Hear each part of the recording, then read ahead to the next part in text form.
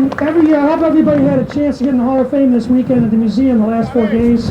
It's the home of the greatest game, the greatest softball players in the world. Every year at our dinner, we present special awards and we induct a lot of softball players. This year, we felt this special award needed to be presented tonight on this field. It's called our Presidential Service Award. It's only been given out 3 times in the past. Usually it's a major corporation or somebody that's really made a significant impact on softball. The award tonight is to probably, I can't think of anybody any better that deserves this award. I'd like the whole ground crew from the Forest Park District to come out on the field. Larry Buckley and your whole crew. I think everybody in the fields, these are the greatest fields in America. And it's because of these guys.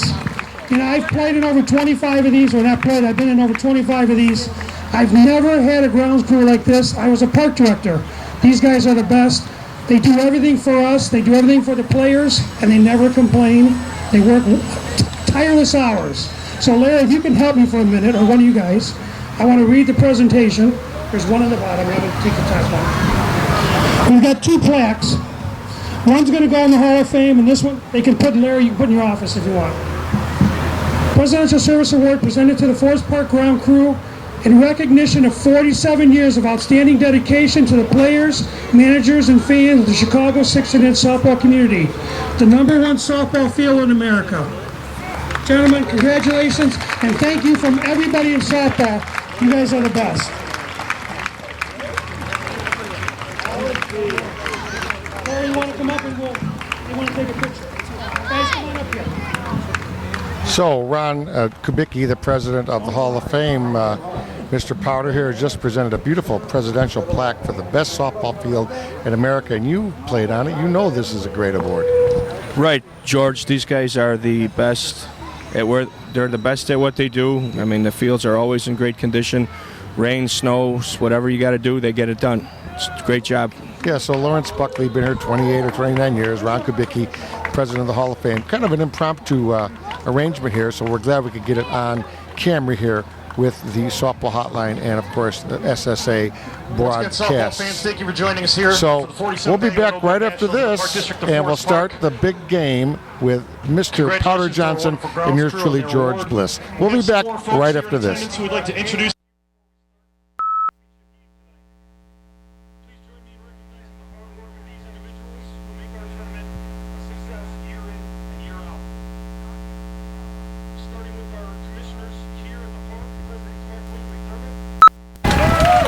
we're back with some of the presentations of the people from Forest Park. John Doss, Eric Entler, Roy J. Sansoni, the Assistant Director of Staffs, Steve Thomas, Rachel Entler, Andrew Doss, Maria Vanesi, Emily Pikars, and Mary Rehor.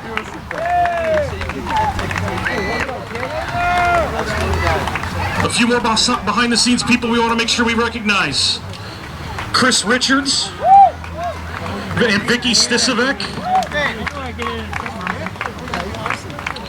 We've also got village commissioners in attendance tonight, Joe Burns and Rachel Entler. And I'd also like to take a minute here to rattle off the names of the folks who just received that award, who make these fields the best fields in softball. Their fearless leader, Larry Buckley, Ryan Russ, Carl Presto, Joe Presto, Denny Crotty, Bill Kenny, Jake Buckley, Larry Buckley, Angelo Gabino, Pat McDermott, Andrew Doss, Brad Gray, Chris Romero, and Nick Romero. Of course, we also owe a big round of applause to our tournament director, Grace Kenny, who helps everything go so smoothly over the course of the weekend.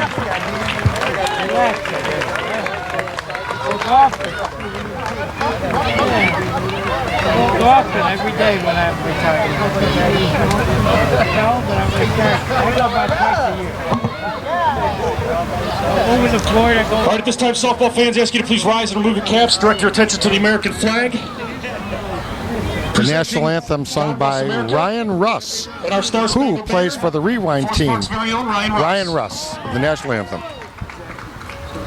God bless America, land that I love.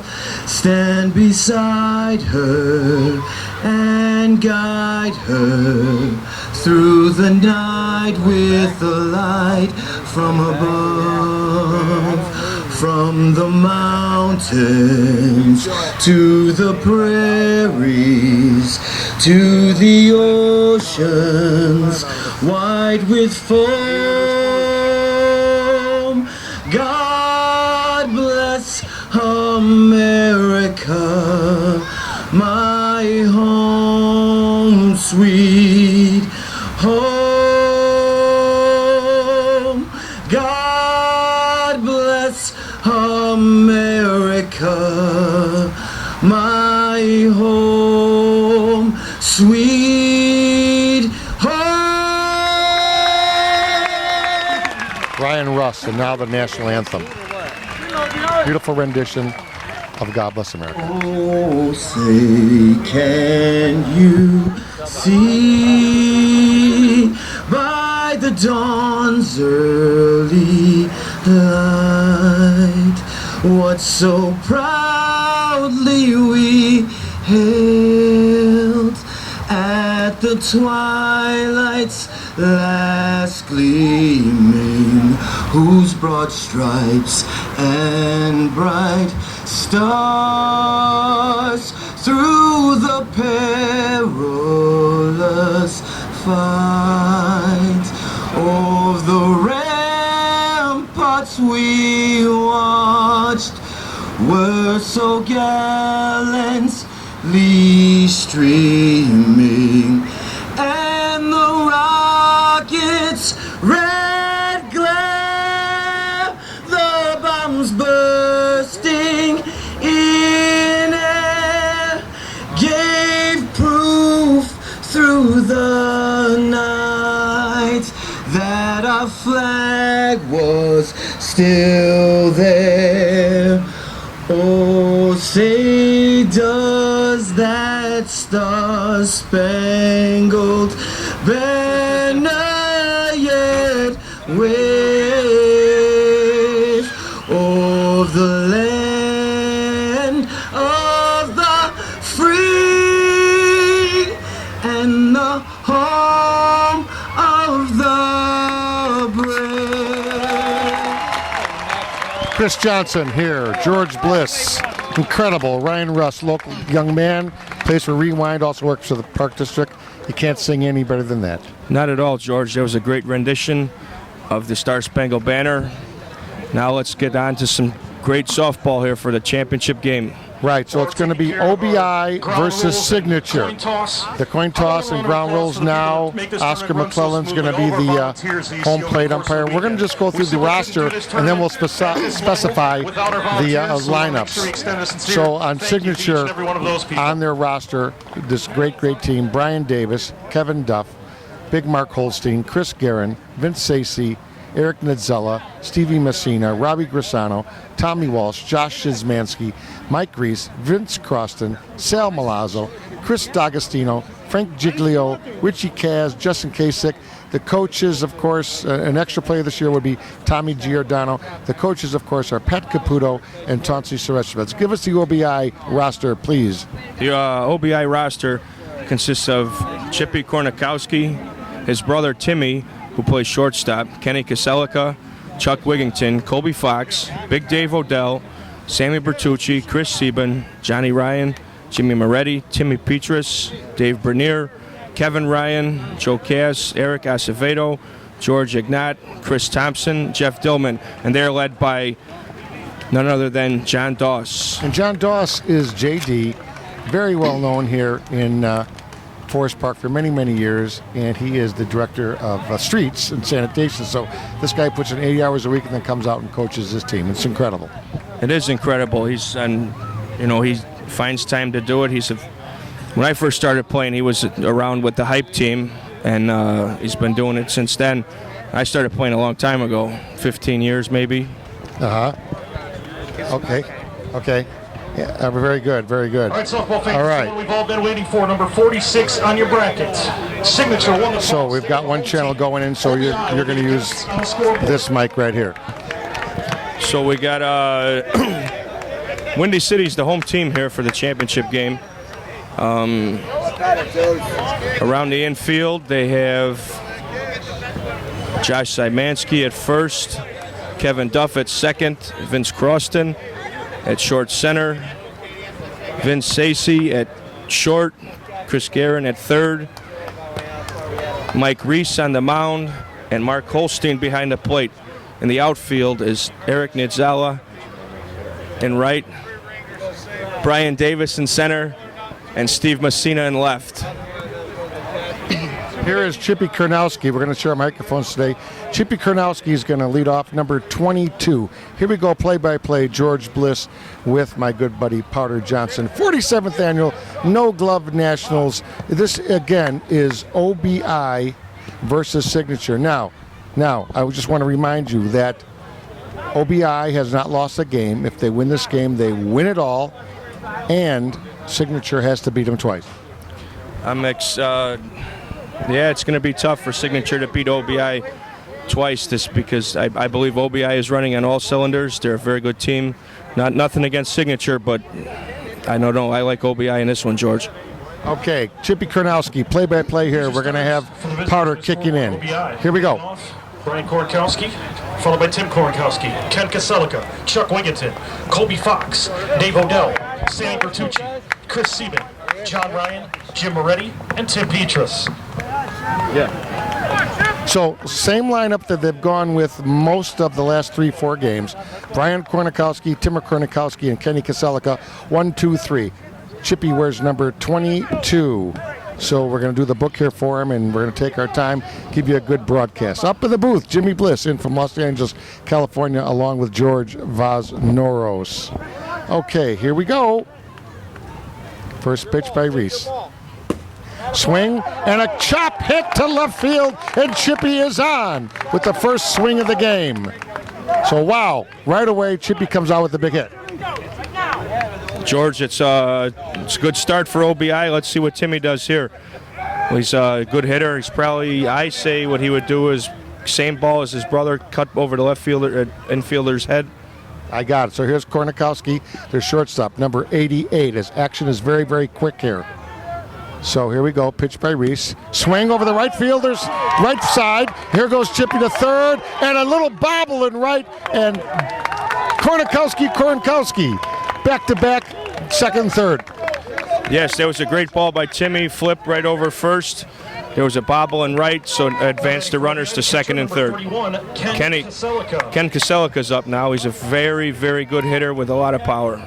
Kenny Kaselika, quick action here, batting third. Second and third, Kornkowski's on second and third. Chippy left off the game here. Here we go with the pitch by Reese. Swing and a line drive in the left center for the single. Here comes Chippy, and here comes his brother, Timmy. So a quick 2-0. Kenny with a nice double to left center.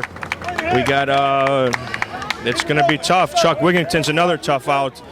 It's going to be a tough game if they keep Mike Reese in the game.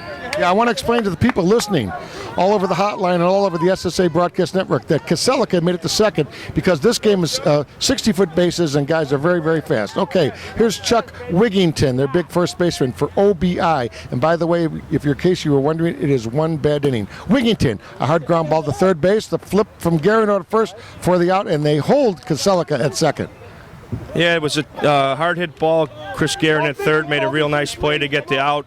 The bad part about it was left side of the infield doesn't move the runner over. Yeah, you don't want to go there, so that's kind of a mental mistake. This is Colby Fox. I believe he's normally their center fielder, and he is number 24. So here's Colby Fox, 2-0. Big Dave Odell on the on-deck circle. Big Dave in the on-deck circle.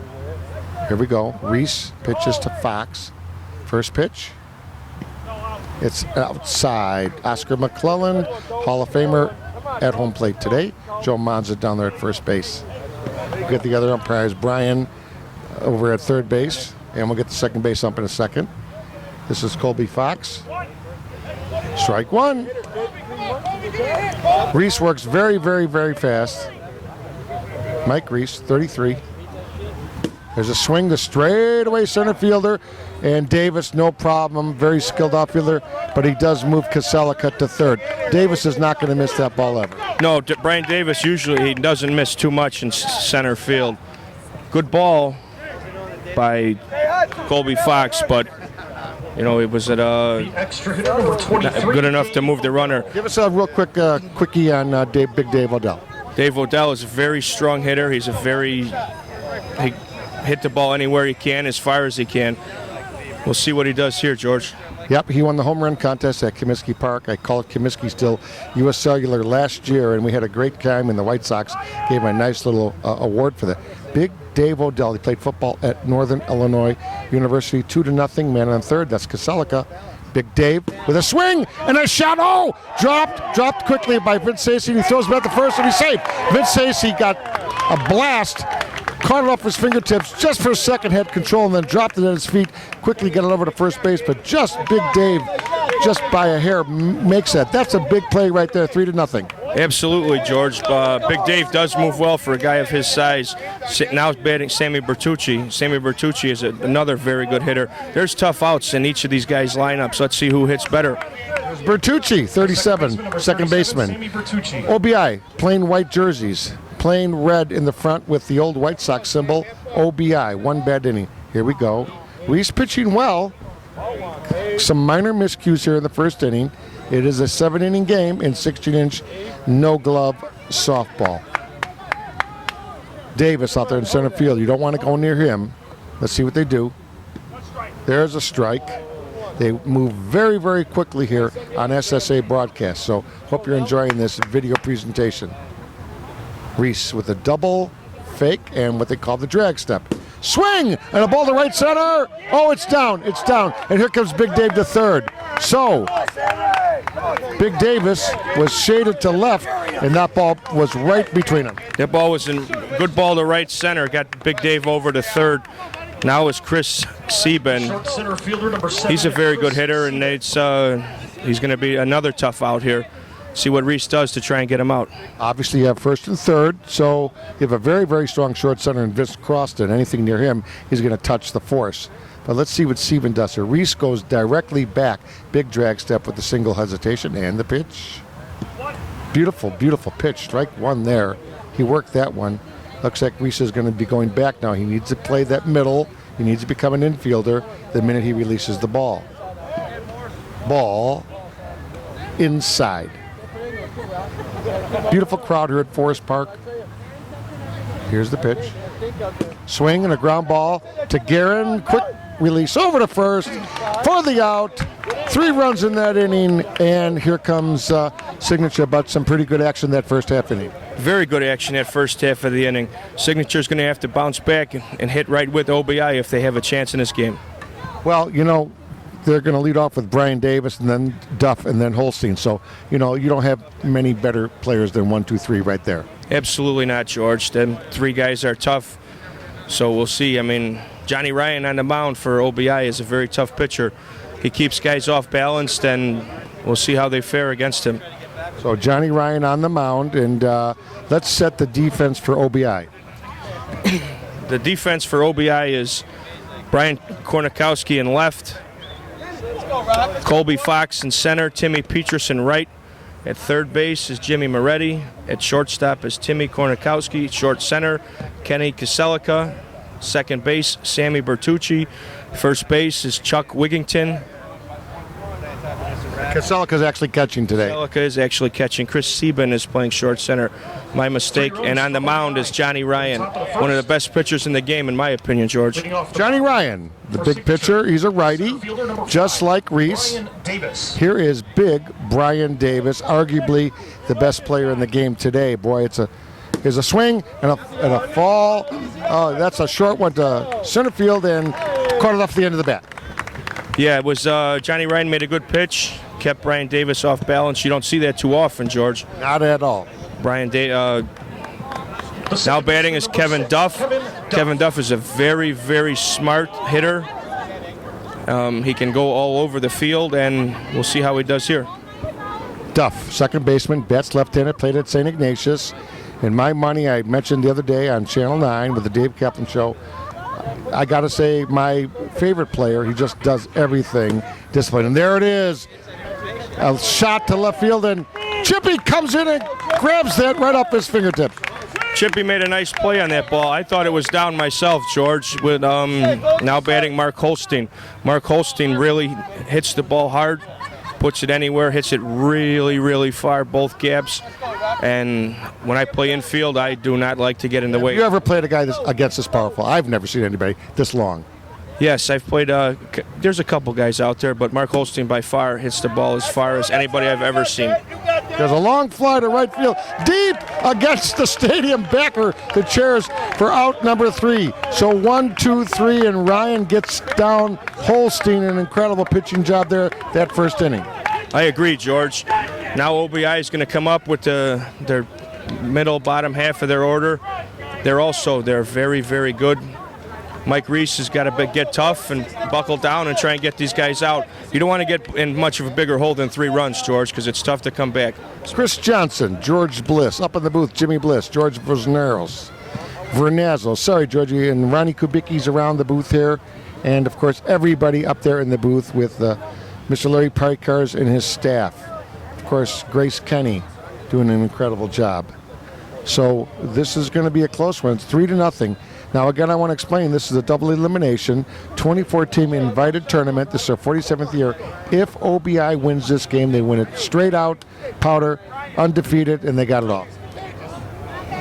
Yes, they got it all, and we'll be. It's tough to go in number 26, John Ryan. undefeated. It's tough to go undefeated in this tournament. There's 24 really, really decent teams, and to go undefeated is a real good gesture in the tournament. Okay, we're going to cut the audio down just a little bit here. Ground ball to Sacy, and out number 1. So ground ball there to Sacy, their new shortstop, for the first out. This is Moretti, who played on the great Jinx teams for years.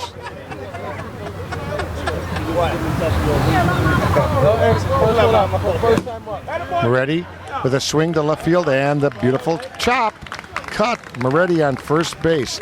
That's softball. It is softball. Nice high pitch, just tomahawk it over the infield. Now batting Timmy Petrus, bottom of the order guy. Pretty smart, moves runners when he needs to. We'll see what he does here, George. Petrus, number 9. Let's see what he does with Moretti on first. Reese delivers. Swing and a hard cut, and it goes foul.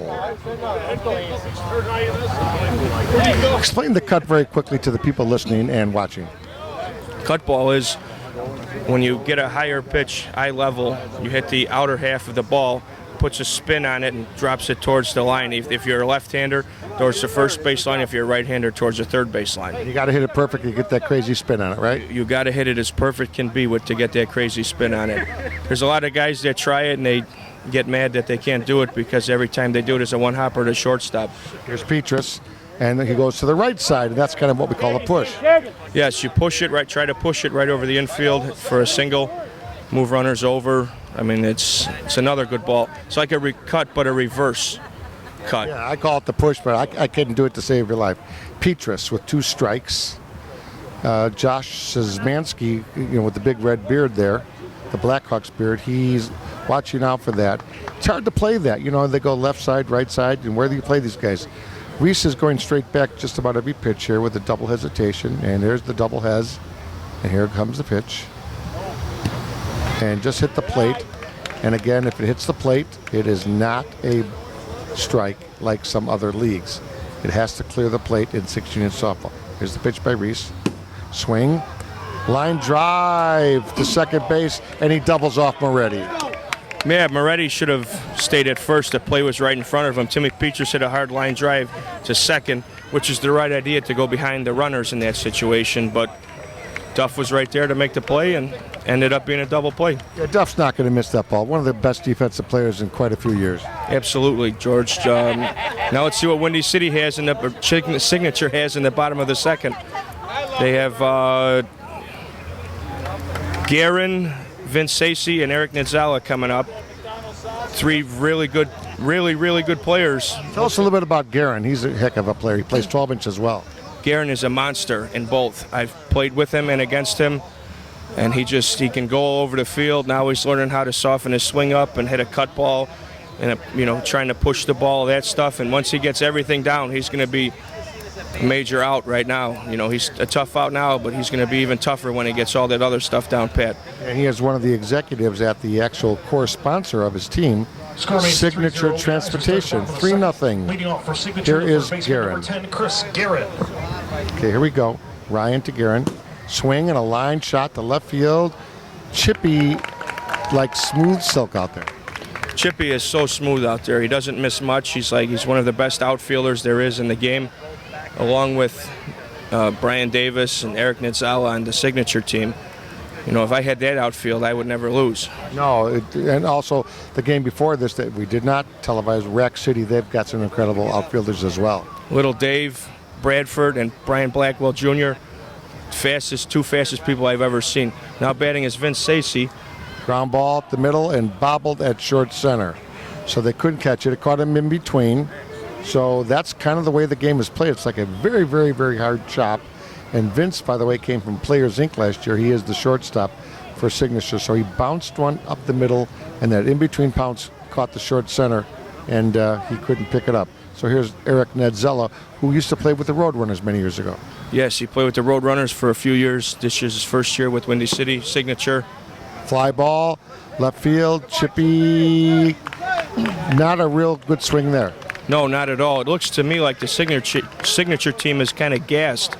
They played a few more games than the OBI team has, and the last game took a lot out of them with Rack City. Yeah, earlier today, the Windy City team, now called Signature, had to come back through the loser side and had to play a few more games and very little break. OBI got to sit in the sidelines in the sun, under the trees, and relax and have their Gatorade. So yeah, OBI's got the rest, so they have no excuse about that, do they?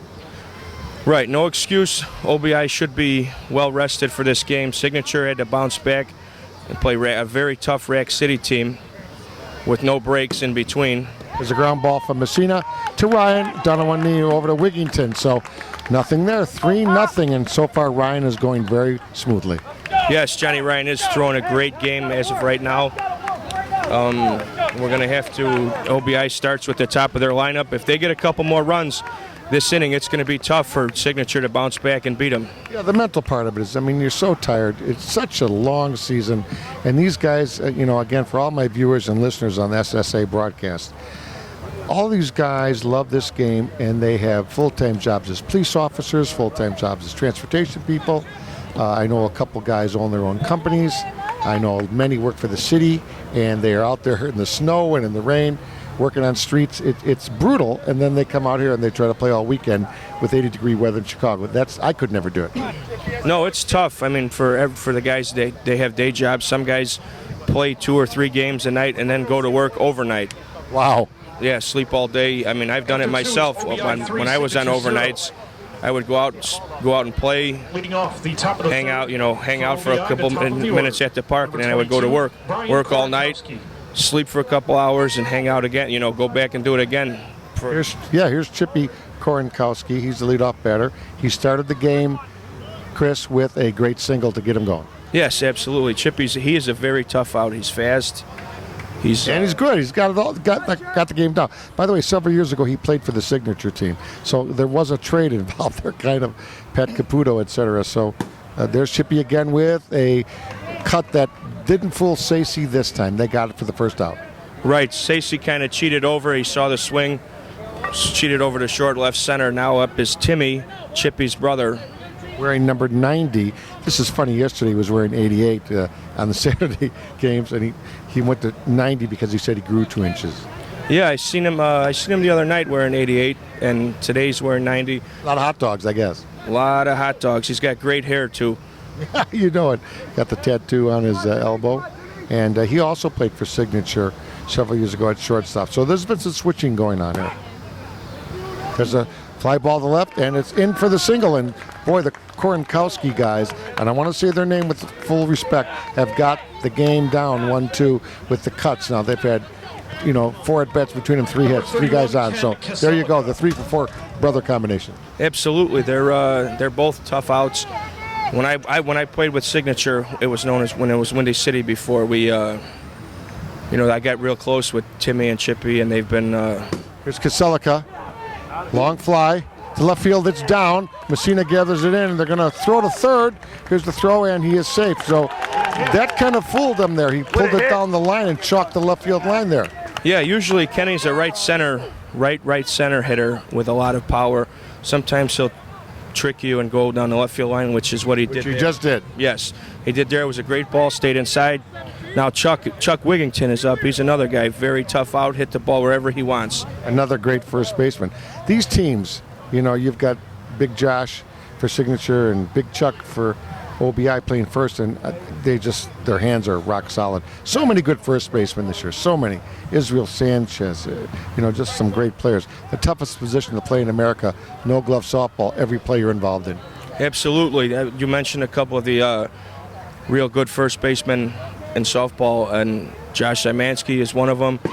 There's a long fly to left center field by Wigington. It kind of handcuffed Messina. I think Messina got hurt out there. I think he may have fallen on the ball, maybe out at third. Now, let me explain. Let me go back here, Powder. Long fly to left field. Messina rolled over on the ball, possibly knocked the wind out of him. The center fielder picked up the ball. They threw into home, and they did get the runner out running. It did not slide. Yes, they rounded. Chuck didn't slide into third. The center fielder picked the ball up, made a nice throw to third, and they were able to get Chuck out. Now, Messina came in quickly, one of the greatest left fielders, had it, and then for a second the ball dipped, and it caught him in the grass line, and he rolled over it, just like falling on a football there, I would think. Yeah, it looked like it might have knocked the wind out of him, but he is down. He's still down. They're going out to take a look at him now, and hopefully we'll get an update soon so we can update everybody that's listening to the broadcast, George. Yeah, SSA broadcast, 47th Annual No Glove Nationals, Forest Park, Illinois. We are west of downtown Chicago. I always call it the Sears Tower. We're just about 10 miles directly west, throw a softball, from Sears Tower in Forest Park, Illinois.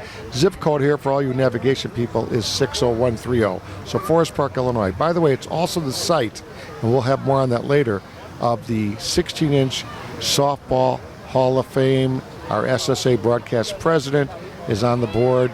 It's an incredible building, isn't it? Absolutely, George. I've stopped in every time I come out here, play a league game or play a tournament game here, and I like walking through. It's a great history. I suggest that every young player that just started playing get a chance to come out and look through it.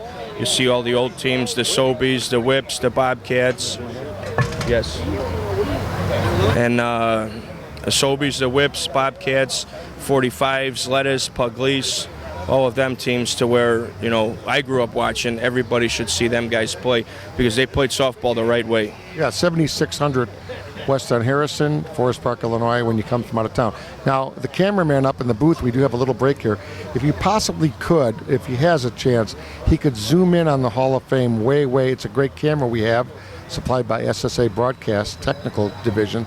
If he zooms in on the Hall of Fame, which is literally straight away center field, that brown building, Jimmy, if you can get that, zoom in on that just for a second. Just give the fans a general idea. It's out by the scoreboard, 5-0 here.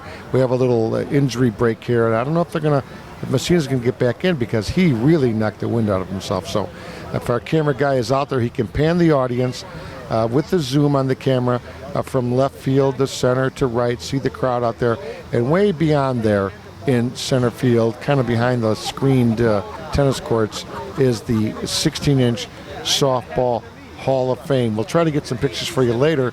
We know that the broadcast is limited to our one camera, but we're doing the best I can. We're here with Chris Powder Johnson. Now, Messina is up. Let's see if they take him out, Chris. Can you see out there what's going on? Messina seems to be walking into the dugout, into the field area on his own power. Like I said, it might have been a wind that knocked out of him, maybe a knee or an ankle or something. But who knows? He seems to be walking okay. Let's see if he stays in the game, George. I don't know. Well, they do have the first aid guy from Forest Park here. They do have him. So let's see what happens. Let's see what happens there.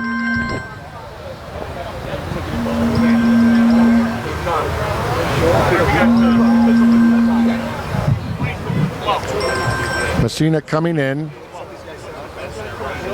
He looks hurt. His head is down. He's with the paramedic from Forest Park. And Holstein behind home plate. Big hand for Messina. One of my favorite players. And he is an Elmwood Park police officer. So a lot on his mind today, I know. Okay, now they're going to make some changes. Who they got in left field there? Okay, Nedzella's in left. And what are they going to do here? In right field, we have who? It looks like to be Tommy Walsh in right field. Yeah, it is Tommy Walsh in right, so Nedzella. So basically, Walsh is in the game for Messina, basically. Right. Walsh took Messina's spot. Messina walked in holding his shoulder. So he must have really got hurt on that ball. Yeah, he probably did something, jarred his shoulder loose. You know, he tried to make a great play on it to save a couple runs, maybe one, and he ended up dropping the ball. OBI got 2 more runs, and now it's going to be a tough hole to dig out. So it is Walsh. Walsh at right now. Dave is still in the middle, up at center field, and of course, Nedzella in left. Okay, here's Colby Fox. Back to live action, 5-0, third inning. OBI is the visiting team. This is only their third time up. So they've got 5 runs. Long way to go here in 16-inch softball. Long way to go. 21 action outs, 7 innings. We're only in the third, as I mentioned oftentimes. Anything can happen. Reese doing a very nice job, just, not getting all the breaks. There's a ground ball into right field for the hit, and Walsh picks it up and quickly gets it in. So Walsh has adapted quickly. Walsh has adapted. He has adapted quickly. He's a good player for being as young as he is. I believe he's 23. 23 years old. Yeah, wow. 23 years old. He wears number 22 on his jersey. Colby Fox had a nice ball through the hole between first and second. Now let's see what Big Dave does. Big Dave Odell, number 23. Sometimes they call it designated hitter, extra hitter. I like to call it designated hitter. Ground ball to Stacey at short and kind of, off his backhand. And just for a second, Stacey had to leave the ground because Big Dave, who played football at NIU, beat that down to first base. And Stacey had to hurry to throw, so an infield signal. Right, he had to hurry to throw. Sometimes on a play like that, you'd want to hold the ball to prevent the runner that was on first base from getting to third base. You're off balance, you make a throw that makes 4 hops to get to first base. That's exactly what happened. Okay, number 37. Love these white uniforms. This is none other than big Sammy Bertucci. 37, Sammy Bertucci. Bertucci, 37. 5-0, 2 outs. Got to stop him here. You got to stop him here, stop the bleeding, because it's, like I said, you get down 5-6 runs. It's very tough. Fair ball on the third base line, right on the chalk. And there's a leg double. Another run scores 6-0. Big Dave Odell over to third. Right on the line. Right on the line. It was a tough ball. I mean, at this level of softball, in this game, the prestigiousness of this game, you have to lay out. You have to get dirty and try and stop that ball from preventing runs from scoring. Great. All right. Here's 7. Chris Sieben. Chris Sieben is up right now. He's a good young player. He's been with OBI ever since I can remember. Reese has got to get an out here, though. Pitch comes in.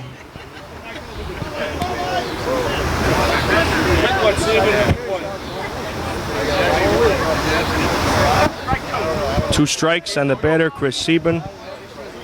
Reese steps back, drag step. 1 fake to the plate. Second fake. Now he has to release the ball, or it is a ball. Sieben drives the ball to left. Nedzella seems to be under it, makes a play, Inning over. 3 more runs for OBI in the bottom of the 3rd. Now going into the top of the 4th. Signature trail 6-0. We're here with Chris Powder Johnson, George Bliss from the Softball Hotline and the 60-inch Hall of Fame, sitting in today for my good friends at SSA Broadcast.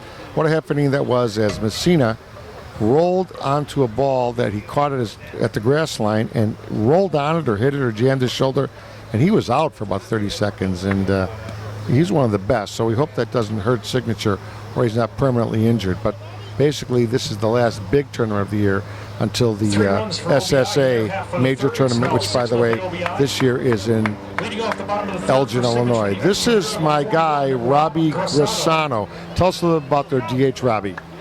Robbie Grisano he's a good player, has a lot of power. He started with the Vision Rewind team with his cousin, Mickey Balestri, and he's a tough out, too. Line drive cut ball through the left side. Robbie's on first. Let's see what Vince Croston has to do, number 2. Yeah, I mean, that was a perfect swing by Grisano, but Grisano's got to be up there in batting average this week. I don't have it in front of me, but he's got a lot of key hits. Here's Vince Croston. They switched the later games. They had Guerin playing short center, and now they moved him to third. Now they brought in the great veteran, Croston, number 2, and for my money, one of the best short centers in quite a while. He just doesn't make silly mistakes whatsoever. And very, very unselfish. I got to take this kid on my team anytime. Vince Croston. Johnny Ryan working relatively quickly, not as fast as Reese, but he's ready to go in the game. 6-0. OBI, coached by Johnny Doss. Hometown hero here, hometown favorite. Ryan with a super quick double hesitation, which kind of actually got me going there. Straight pitch, quick pitch. Swing over Moretti's head to third for the single, and Chippy comes in and just tosses it underhand like he's in the schoolyard. What a kid that guy is in left field. Chippy is a character. That was a great ball by Vince Croston. He's a veteran. He's very good at that ball, that swing.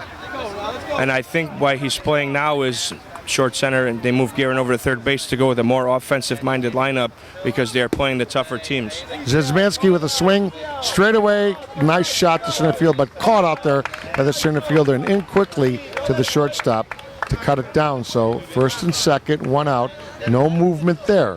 So a great play out there in center field by the OBI center fielder. Very nice. That's Colby Fox out there in center field. Yeah, he's a lefty. I noticed that throw coming in left-handed. Okay, here is a pinch hitter. Chris D'Agostino. Chris D'Agostino. There it is, number 3, Chris D'Agostino. Lefty, swing to left center. Here comes Chippy quickly, and Chippy comes in, Chippy K, with the ball quickly into the third baseman. So Chippy K out there, Chippy Korinkowski, all over the place. Yes, that's poor execution by the Signature team. They had first and second with nobody out. Fly ball up the middle is not going to move the runner, and a fly ball to left center is not going to move the runner. Let's see how Davis does here. Yeah, he should have pulled it as hard as he could to right, perhaps, yeah. Okay, here's Brian Davis. Well, you know, I don't know if D'Agostino's played a lot, but yeah, that was kind of a mental mistake. Here's Davis. He hit obviously for Reese, actually, the pitcher for Reese. We have pinch hitting and re-enter in softball. It's a very, very good rule. I'll explain that in the next half inning. But let's focus now on Davis. Swing and a ground ball to first. Great catch by, who's that first baseman over there that made that play? That was incredible. Kenny Kaselika. Roll it through for us, Chris. Brian Davis hit a hard shot, 2-hopper in the hole between first and second. Kenny Kaselika comes off the bag, going to his right. A very nice play as Johnny Ryan was running to cover the base. He made a nice play to get the third out of the inning. Kenny Kaselika started the game behind the plate, but it appeared on that last inning when Steve Massini got hurt that Chuck Wigington also got hurt. So now they moved Kenny Kaselika to first base, where he made a very nice play. Now I believe OBI has a pinch hitter, Chris Thompson. I started playing with Chris Thompson. We're around the same age. Grew up in the same neighborhood. You know, he's a very good player. Let's see what he does here, George.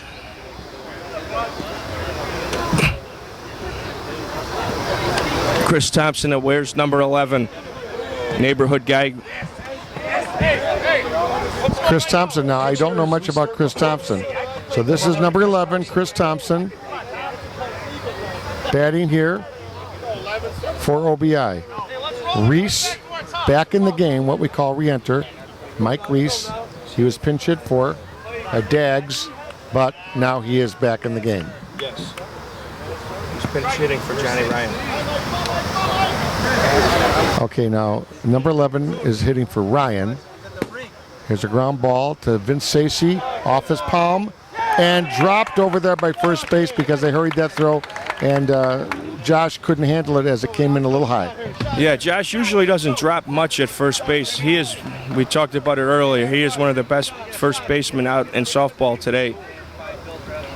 Chris Thompson, for a big guy, he hustled down the line. Now Jimmy Moretti's up, who's a very good hitter, very smart hitter. Let's see what he does here.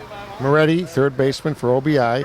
As I said earlier in the broadcast, played for Jinx, local guy, I think from the Berwyn-Cicero area. Again, one of the guys, very, very underrated. This guy is a very good player, and he's a gamer, as they say. Loves to play. Reese doing very well at pitching. The game is, you know, kind of some miscues, and right now it's going the way of OBI, quite frankly, as there are 6-0 leading Signature. Inside. Vince Croston moving up a little bit in short center. Maybe cut down a ground ball. Line drive to Sacy. Caught, and Sacy holds on to that. No chance for the double play. No chance with the double play. Thompson stayed close to the bag. Sacy made a nice play, looked over to first and saw how close he was, decided not to throw the ball. I believe that was a smart play for Sacy. Timmy Petrus up now. Timmy Petrus is a punch hitter. He's fast, likes to hit the ball on the ground and move. Here's Petrus. I believe he's playing right field this game. Number 9, right fielder. Swing. Ball to left field. And caught out there again by Davis. Another incredible play. Davis made a nice sliding catch coming in on a ball. It was hit real short. Another missed opportunity to move a runner. Now it's for an OBI's behalf. He's OBI's is evening off now. They got to get back into it. Right, they're up 6-0. They still should move runners with, every run counts in this game. Signature's a very, very good team. They can score 6 runs in 1 inning. When you have Holstein on your team and Guerin and Duff and a bunch of other guys, Davis, you can hit. They can explode for 10 just like that. Right, you could score 10 runs and 10 runs with no outs if they want to. The swing by Chippy to center field. There's the hit. Man coming to third as they correctly throw the ball into the middle of the diamond there. So first and third, 2 outs. Chippy is on his game tonight. Chippy's a tough out. He usually hits well, plays great outfield. He is on his game tonight, though. He mishit the ball his second at bat. Third bat corrected himself and got a nice base hit through the left side. Here's the brother combination. Tommy Korenkowski, number 90. Just preceded by Chippy, who's wearing 22 on his jersey. So Chippy on base often this weekend. Now can they capitalize here? As Reese delivers, there's a swing, a lazy fly to center field, and Davis just had a bad jump on it, but just got it. Great catch there by Davis to end the inning. Davis extended out for that one on a jump. So we made a real nice play on a ball that I thought was down. I thought it was in the gap, George. I thought OBI had 2 more runs. But Davis made a great play on it. Now Signature has to answer. Bottom of the 4th inning, they have to come back with something. Holstein, Guerin, Duff, them guys, they have to start doing something, or else their chances of winning Forest Park is dwindling fast. We're halfway through the 47th annual No Glove Nationals. Sun going down now. Lights turned on. Beautiful, beautiful 75-foot light towers here at Forest Park. Before the game, we hope you saw it, a beautiful plaque presented by Ron Kubicki to the best park crew anywhere. So here's Duff, St. Ignatius. Great high school player. Incredible defensive player. and playing second base for arguably one of the best softball teams. Well, really, they have been the best team the last 4 years. They've won they've won 1 ASA and 3 SSAs, I believe, in a row. Yeah, so they've got 4 major championships in the last 4 years. So, I mean, come on, they're on top of the heap. Right now, OBI is challenging them to take it away for the No Glove National title. Absolutely, George. OBI won a couple ASA major nationals in a row. Signature has 1 ASA major and 3 SSA major. When I played with Impact, and they beat us in a couple of years back in the major championship. Duff with a line drive up the middle here. Powder doing his analysis work here, boy. So Duff is coming through for his team. Yeah, Duff came through with a great ball up the middle. The catcher, Now number Holstein 41, is up. Holstein. Holstein is capable of hitting the ball anywhere he wants. He's gonna. I have a feeling, George, he's gonna come through here with a big hit. So we'll see what happens here. Johnny Ryan is a tough pitcher, but Holstein's a tougher hitter. Here's the pitch to Holstein. First pitch was a strike. I'm sorry, a ball. Check that, a ball. Second pitch, a ball. They're not going to give anything to Holstein because he can go over the scoreboard in right field, and I'm not making this up. He's done it. There's a long fly to center field. On his horse, the center fielder, he's got it. Colby Fox has got it. And up comes the runner. That would be, of course, Duff moving up to second base. That was a smart base running by Kevin Duff. Holstein drove the ball deep enough for him to tag up and get second base. Scoring position for another great hitter, Chris Guerin. They need to break it now. I mean, Guerin needs to swing full. See if you can get one in the gap. Make it 6-2. 4 runs is basically like 1 run in major leagues. So let's see if Guerin can get it up there. But when you're up by 6, it's a little tough with the 7 innings of 21 opportunities. Your opportunities are now, you're halfway through the game now, whereas in the major leagues, you're halfway roughly in the 5th. So right now, they are, 12 outs into it, and they only got 21, so they're a little bit past halfway here. So I always look at it mathematically, the 21 opportunities in 16-inch. You got to make hay right away because the defense tightens up here in the 16-inch game when they know you're tightening up yourself. So here's Guerin, 1-1 count. Johnny Ryan working quickly now, no hesitation. And I wasn't paying attention there. They walked Guerin there. They walked, yes. That was full. That was actually full. And it's not that bad of walk first base open. What's your theory on that? Yeah, first base open. Guerin's a tough hitter. Now you got first and second. Vince is up. Vince is a strong kid with a lot of power, either gap. I think he's going to do something here, maybe get 1 run in, second and third, maybe a double, single, who knows. I think he's going to come through, though, George. Here's the pitch to Stacey. Shot down the right field line, quickly over the right fielder. And a great catch there in right field. And here comes Duff getting over to third, but the right fielder there, that was Petrus, got over quickly. Timmy Petrus went toward the line, made a very nice play. Got the runner over to third. Now is Eric Netzala, and he knows how to hit. For signature number 4, So Eric he's Netzala. he's another great player. I played with him for years. He's in his late 20s, good player. He's usually comes through in situations like this. We need a hit here for a signature. They have not scored. They're blanked through 4 with 2 outs, first and third. A double here would score the 2, but to get shut out would be a tough one in the 4th inning. So Netzila, Netzila. Incredible defensive player. I saw him make a play in league ball the other night, league softball. Just, wow, just incredible. Sliding on his stomach in the right field line and catching a ball against the 45s in a key league game right here at the very same Forest Park. They have leagues here throughout the year as well, and this is the big tournament where people come from the various park districts, etc., from all over the 24 best 16-inch teams that you could ever find. Again, no glove. We can't accent enough. There's a shot by Netzela. There it is. There's your first run. Here's Duff. Guerin kind of caught between the bases, but he's okay. Guerin gets to third. Eric Netzela with the single. Netzala came through with a big hit to get the first run across the board for Windy City for signature. Now they got first and third, 2 outs. Young Tommy Walsh is up. Tommy Walsh is a very fast guy, not too much power.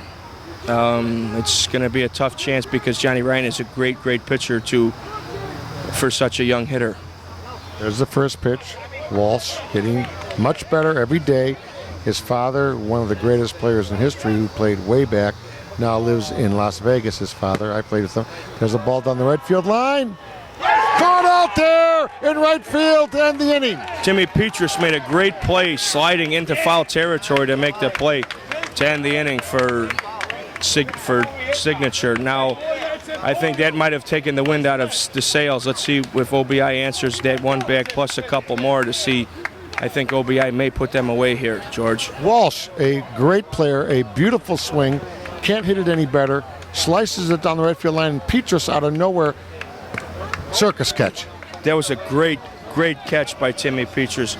Timmy Petrus also played with the Jinx teams, and he played a lot of neighborhood ball in Bridgeport area, stuff like that. He's a good player. He's very underrated. Now up leading off for the OBI, Kenny Kaselica, who's another good player. Used to play with Gio's Mudville team. Played with Signature as well when they were known as Windy City. Played with Jinx. He's been around a little bit. He's a good guy, good player. He took off for about a year, I think, and now he's back, so he couldn't get away from the game. He's so darn good at it. Kenny Kaselica, number 31, 6-1, fifth inning, top 5. OBI in control so far, but again, I want to remind you, you're talking about Signature, who in 2 seconds can lay 10 on you with the powerful lineup that they have. The game's nowhere near over. Ground ball to third. Guerin throws. Safe. Guerin got caught backstepping a little bit there, got caught on his back foot. Yeah, Guerin got caught backstepping on the play. Then the ball handcuffed him a little bit. He couldn't get enough on his throw to get Kaselica out. 60-foot bases here, Powder. 60-foot bases. I mean, you still got to move well to get safe on an infield hit. Kenny did a good job of hustling there, but Guerin got crossed up, and now Chuck Wigington is up. Wigington, number 17. Swing, ground ball to the right side, bobbled by Duff, and does go over to first base. And would you ever think that Duff would bobble that ball? No, I didn't. I figured Duff would have been an automatic double play for Kevin Duff to Vince Croston and Josh Szymanski. Duff bobbled the ball, took a look where the runner was, noticed that Chuck, who was pulled up lame on his hamstring, so he can get the out at first. Colby Fox is a very smart hitter, another very fast young guy that could play well. Here we go, Colby Fox, lefty. Big Dave Odell right in front of us in the broadcast booth. Big Dave, one of my favorite players. Colby Fox, I'm gaining a lot of respect for this young guy. Boy, I tell you, OBI, Johnny Doss, the job he's done, because they did have a couple guys leave the team last year. You know, there's a little political stuff. There's a fly ball to center field. Davis, no problem, tagging up, and moving to third would be Kaselica. So they bobbled the throw in, but Kaselica did not turn his back. So if Kenny was looking, or the third base coach would have told him go, he might have made it. But he's playing low key there. No need maybe to throw yourself out of that inning. Right. Fly ball to center. Brian Davis did a good job getting it in for the second out. Big Dave Odell's up right now. Last time he beat out an infield hit. The throw came in from center. It was bobbled. The third base coach actually tried to send Kenny, and he didn't go because I looked to me like he wasn't paying attention. He was looking away from the ball. Here's Big Dave Odell. Swing, ground ball up the middle. Right past Vince Croston for the hit. So Kenny Kaselica happy that he does score. Yes. Big Dave ripped the ball through the middle of the infield. Reese and Vince Croston at short center. Now up Sammy Bertucci. Sammy Bertucci is another tough out in this OBI lineup. He's been around the game a long time, and I think he's going to do something here. We'll see. I think he's going to maybe hit it over to that right field line. He's a line-to-line hitter, so we'll see what he does, George. 7-1. They're going to change the scoreboard here in a second. 7-1. Bertucci, 37. 7-1. They didn't score Kaselica's run yet, but I'm sure they will as we mark it here.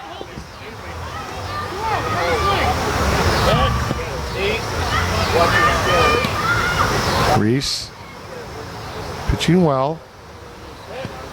Team behind him's made some costly errors, miscues. Couple just, safe calls by an inch or two. That's the difference in 16-inch. Bertucci, very slow in the box, takes his time on the swing, and very patient. And there's a strike right past the tip. Reese with the big drag back. Here's the pitch on double hesitation. High arc. Swing and a ball to right center field. And Tommy Walsh grabs it for the great play. Boy, Tommy Walsh comes in, plays great defensively for him. What else can you ask? Tommy Walsh made a nice play going into the gap in right center, save a run from being down 7 to down 6. What Signature really has to come back and start hitting the ball, George, because they're running out of time here. They got 6 outs left, 9 outs left to come back from this 6-run deficit. 5, 6, and 7. That's not a lot. So they got a 6-run deficit. So, they tighten up a little bit, on the defense when they know that they have a little lead. They play a little deeper in the outfield, and they stop those big balls. Yeah, if they tightening up on the defense helps, but softball's a hitter's game. You still got to hit the ball to win, George. Chris Powder Johnson, George Bliss, play-by-play team out here in the third base media box. Robbie Grisano, who's hit well all weekend. Robbie Grisano has hit well all weekend. I've watched a couple of Signatures games when we weren't playing, and Robbie's been hitting the ball really, really well. Also, Robbie and his girlfriend just had a baby not too long ago, so I hope all is well with that. And Robbie being a good friend of mine nice to see him out here with such a small baby, and a lot of people don't get to do that in this day and age, George. That's for absolute sure. Robbie Grisano works for the railroads in the city of Chicago. He's become a good friend of mine, and at the A Nationals, probably will hang out in the broadcast booth as well. Yeah, probably. He'll be out there. He loves the game. He's kind of a student of the game. His uncle, Mickey Balestri Sr., is a great player, Hall of Famer. So we'll see Robbie's got to come through here, though, because like I said, Signature's running out of time, George. Yeah, defense on OBI has been very good. He slaps it down, a hard chop. Kornkowski throw to first, and what a great throw there by their shortstop. He bulleted it over.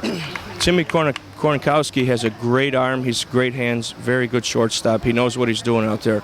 Timmy is calling for the chop, and they're not giving it to him. And a chop basically is not hit that hard. A chop, from I knowing the game for many years and being as old as I am, that was basically a ground ball. It was not a chop. It was swung out like a chop, but not technically a chop. Right, a chop would go right down right in front of home plate. That kind of went toward the pitcher's mound and bounced up. He tried to cut the ball, and he missed it. Yeah, he hit it good, though, but missed it, as they say. Here's Vince Croston, short center. Made an incredible play this morning in the early game that I haven't seen. A line drive, caught it off the grass line. Just incredible player, Vince Croston is. And also a very good hitter. Vince is going to do his best to get his team motivated. So here's Vince now, the swing. Ball, straightaway center field. Caught it up the handle. So for out number 2. Looked like Vince tried to drive the ball deep to right center there. He got underneath it. Usually he gets that ball down. He's not really a power hitter. So he can just, try to drive it, make something happen for his team. They're down to 6, 7 outs left, George. Signature's got to start hitting the ball. Josh Szymanski, who's up right now, could do that. Here's Josh. Number 18, first baseman. Signature Transportation. White jersey, a yellow horizontal band with black bands on top and the bottom. Pretty cool uniforms with the gray pants, black stripe, yellow zip line, and the really nice whitish hats. Sal Milazzo, just nobody dresses his team like Sal the last 10 years. Just beautiful. I mean, going back to the 90s, Lettuce had beautiful uniforms. Then came along Sal Milazzo with awesome uniforms, and the image is key, and it works. Ground ball to the shortstop. Kornkowski for another out. 1, 2, 3, and OBI is rolling. Another 1, 2, 3 inning for Signature. OBI is rolling. Johnny Ryan is throwing great game. A great game. They're playing great defense for the pitcher. If they get a couple runs here, I'm going to have to say this game is just about over. But never say never, though, because you've seen games as a high school coach. By the way, Chris is a high school instructor here in Chicago, and for all you folks that love the internet like we all do, he is probably it is the number 1 high school now in the state of Illinois. It's called Northside Prep. Give us 10 seconds on Northside. Northside College Prep is a academic-based school where they have athletics. We coach baseball and 16 and softball there for boys, and it's actually a nice it's a good school for everybody. You know, I suggest you look into it, especially if on the northwest side and you want your kid to get a good education. We start the It's sixth. not that old of a school. It's relatively young, 10, 12 years old, something like that. It's already surpassed most of the academic schools in the entire state. Yeah, it's 12, 13 years old now. I believe it opened in 2001, so 14 years. I've been coaching 16-inch there for 2 years, and my first year of coaching baseball was this past year. So we're looking to build a program up, you know, so we can have something special for the kids in the next couple years. Absolutely. That's Chris Powder Johnson, a great coach and a guy that does a lot for the city. This is number 7 batting. This is Sieben. Sieben for OBI. Top half of 6. There's a ball to left center. Caught out there by Davis, and Sieben on his horse with a leg double. So, left center. The ball down quickly, but he's running out of the box. Yeah, Sieben hit a nice ball in the left center, hustled to second base for a double. Let's see what Johnny Ryan can do here. Hopefully, he's got to move the guys over because, he's a good right field hitter. He should be able to move the runner over here. Explain to the listeners why they can't bat for him again on the re-entry concept. If you pinch hit for a guy, you're able to re-enter to go back to your original position. If you pinch hit again, the same guy in the same part of the order, that guy is out of the game. So you usually want to use a strong hitter to pinch hit for the pitcher or somebody who's a weaker hitter where you can re-enter your pitcher back in the game, because losing a pitcher like Johnny Ryan, especially in the 6th inning of the championship game at Forest Park, would really hurt you, because I believe OBI does not have another pitcher. Yeah, the re-entry rule is great. Okay, Johnny Ryan swings down the first baseline, purposely tries to push it, drops it onto the expressway here in Chicago, the 290. By the way, again, for people that listen and on the internet, it's just changed the world. Chicago is divided in the north, west, and south side. We're in the western suburbs, and we're on the expressway, the 290, the Interstate 290. So all you folks looking on Google Maps, as you see this beautiful video, we are 7500 west on Harrison in Forest Park, but we're really at the corner of Interstate 290 and Des Plaines Avenue. Okay, Johnny Ryan. Swing, ball to right center, and it's down for the hit. Here comes the runner, and he scores run number 8. Johnny Ryan actually is a very underrated hitter as a pitcher. He drove the ball, nice undercut swing, drove the ball to right center to score Sieben, who led off with a double. Now Jimmy Moretti's up, and he's another very smart hitter. And Jimmy Moretti also just opened up a bar in Chicago on 65th and Menard called We're going. We're going to Magoo's. Okay, there's Moretti off of Guerin's hands for a force out. So Ryan kind of got stuck there. Explain that play for our listeners. Moretti hit a line drive, tried to cut the ball, mishit. The third baseman knocked it down as the guy on first had to stop in between, and he couldn't get to second base because, as you know, if you catch it on a line drive and you can't go back to the base, it is a double play. Now Kind of stuck in the middle, as they say. Stuck in the middle. Now, okay, we got a pinch hitter here. We got 66. There's a pinch runner here, 33 pinch running. That's Jeff Dillman pinch running, and 66 is batting here. That's Dave Bernier. Dave Bernier is pinch hitting, and like George said, Jeff Dillman is running. I played for Jeff Dillman for years with the Lounge team. We won a national championship in 2010. We beat Barrage, who was also in this tournament. Jeff Dillman, he knows how to run teams. He takes care of his guys. That's why John Doss actually instilled him to help the OBI team out this year. Ground ball to shortstop, over to second, and over to first for the double play. Incredible. Sacy to Duff, to the big guy over there, Josh. Wow, what a play that was. That was a great play. They pinch hit Dave Bernier. Dave Bernier tried to drive the ball, mishit it, hit a one-hopper to short for a double play. You got to be smarter than that. Yeah, you can't hit it to your what they call the keystone player. Your shortstop is your extremely good player, what they call the skilled player. So that was not a good swing there. Right, that was not a good swing. You still got to. I mean, you're up 7 runs, 6th inning. You should try and get every run you can against the signature team because, like we've stated before, they could score 12, 13 runs in 1 inning. So you got to move runners. You got to get runs when you can. Make all your defensive plays and don't let them get ahead of you because it's tough to come back when signature's ahead of you. Okay, let's set it up here. Chris Powder Johnson, George Bliss, Jimmy Bliss up in the recording booth there, George Vernazos, My good friend Jerry Riles is here from the media world. The family is in. Everybody's here at Forest Park, led by the Pike Cars group. Everybody, Gracie Kenny, everybody's here. Buckley, the whole crew from Forest Park is here. Here's Chris D'Agostino now. 8-1. Bottom of home half of 6. Moretti throws. Oh, and he throws it over the head of the first baseman. Yes, he overthrew it to first, and he had to rush the throw because D'Agostino is very, very fast. Did his nice slap ball to third, tried to beat it out, and he was successful. He made Moretti overthrow the first baseman at Ken Kaselica. That's a pressure play, as we call it, right? Okay, here's Davis, Brian Davis. Now we got a guy in first, very fast, that legged one out, put the pressure on Moretti.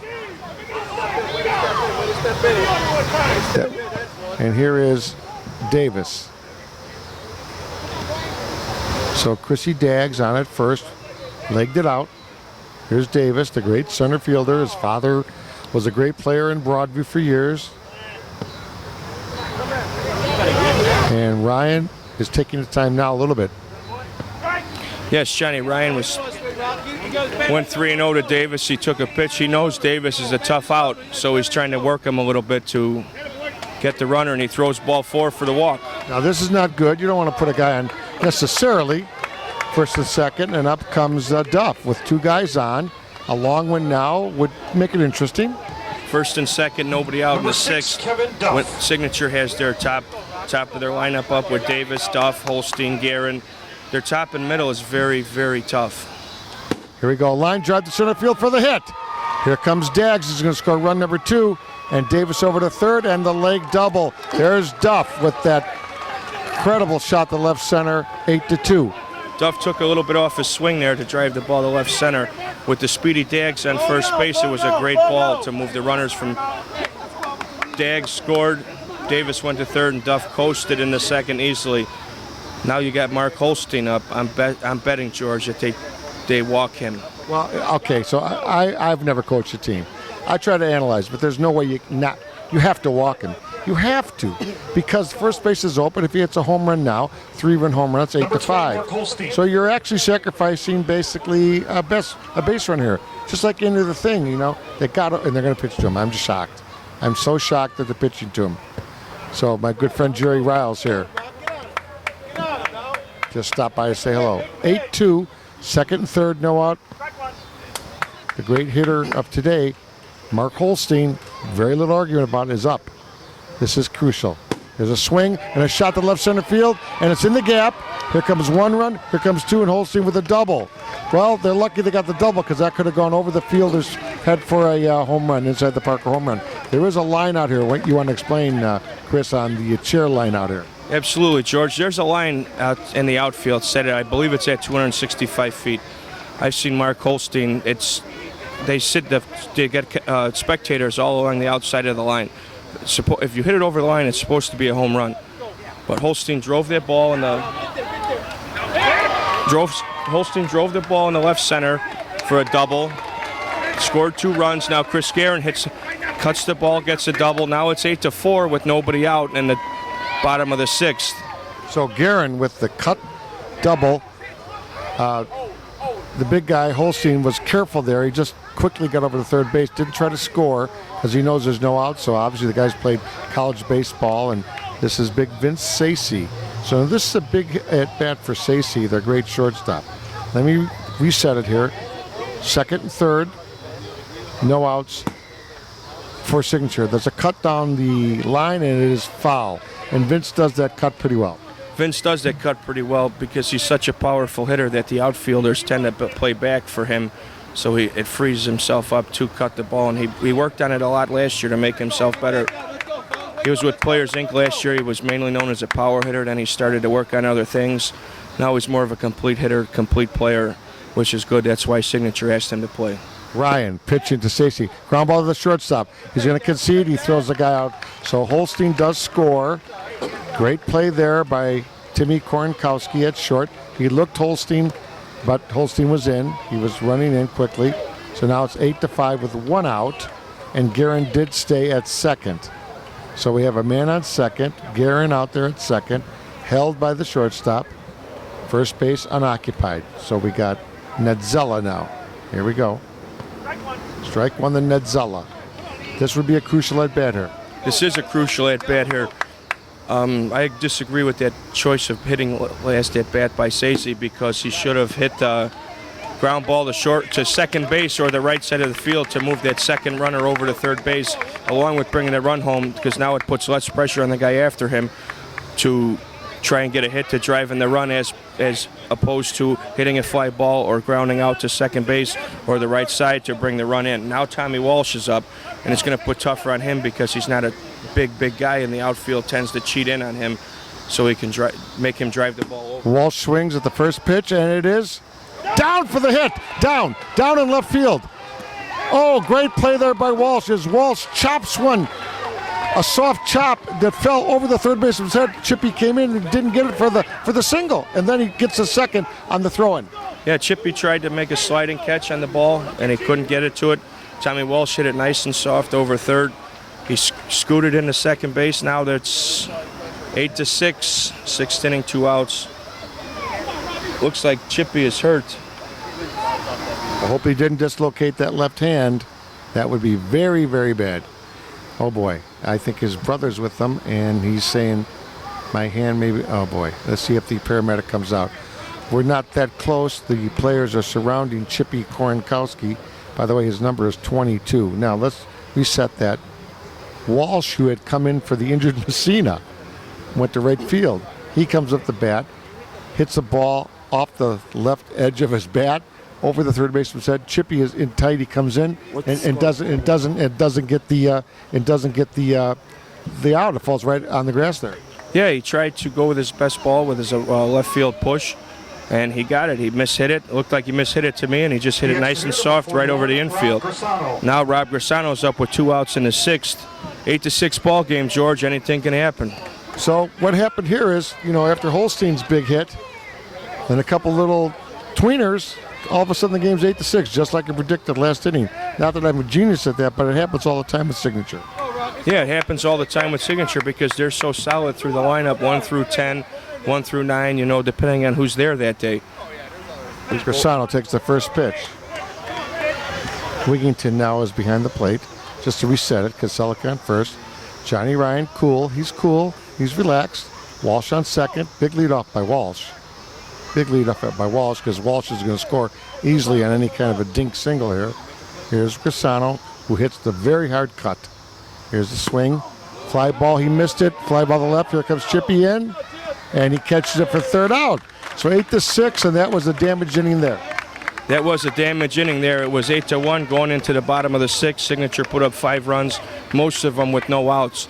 Their top of their order is very tough. They have Davis, Guerin, Duff, Holstein,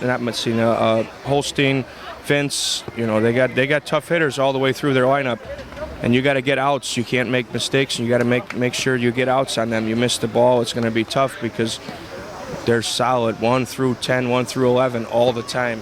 Okay, what's good here for OBI? 1-2 runs, Chris? 1 or 2 should be okay for OBI with their top up. It's top of the 7th, 8-6. They're up 2 runs here would maybe seal it, but with Signature anything can happen. Absolutely, but they're going to top of the order here. Chippy Koronkowski, Timmy Koronkowski, and then Kenny Kaselika. So that was a 5-run there. 5-run. It was 8-1. Now it's 8-6. So again, that was the big inning there. The 6th inning for Signature with the big 5-banger. Okay, they made it to 8-6. Sal Milazzo comes in the game now. Yeah, Sal Milazzo came in the game for Mike Reese because they pinch hit for him twice, so he could not come back in the game to finish the game. Sal's approach is different. He throws a softer, higher ball. Line drive by Chippy to the third baseman, Guerin. So out number 1. So Milazzo with a good first out. Milazzo made a great pitch there to get that first out of the inning. Keeping Chippy off the bases is a very, very good thing to have because he's not, anything. He can score on a single to short right field if he wanted to. Here's his brother, Timmy Koronkowski. Let's set it up for you. 8-6 in favor of OBI, 1 out. There's a tap to right field, and it's down. So great, Timmy Koronkowski doing a great game today.